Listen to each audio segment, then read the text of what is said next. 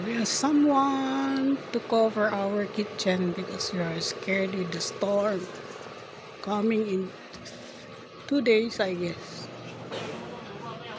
Thank you, Lord.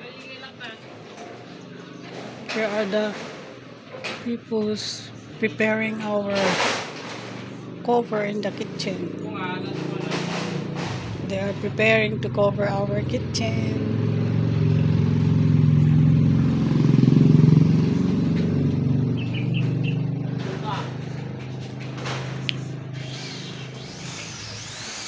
We need to cover this part of our kitchen, backyard, our yard. Here at the back needs to be covered for sure. There's our dirty kitchen. We need to cover this. There's my plants. Need to keep them away. We need to keep them before the storm comes. There's my grapes. This is my grapes. It's growing. And there is my mulberry plants. And there is my newly planted kamote, sweet potato. And I will be trying to tie all my plants so it would be safe.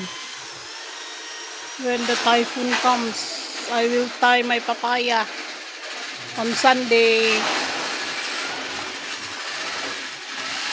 to make sure that they will not be blown. I love my papaya. There is my bougainvillea.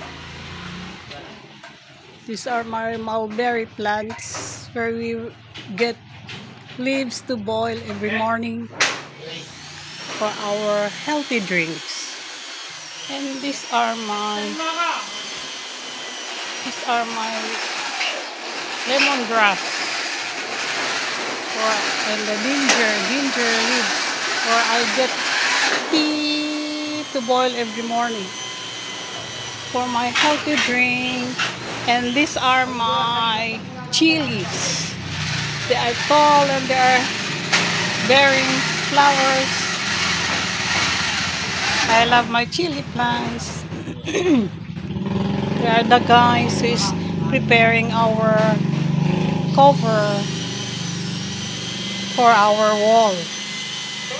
It's scary when the storm comes. This is the part that they are going to cover today to make sure we are safe from the strong typhoon. Thank you, Lord. This is our yard. They're preparing now our cover. Thank you for watching. Bye-bye.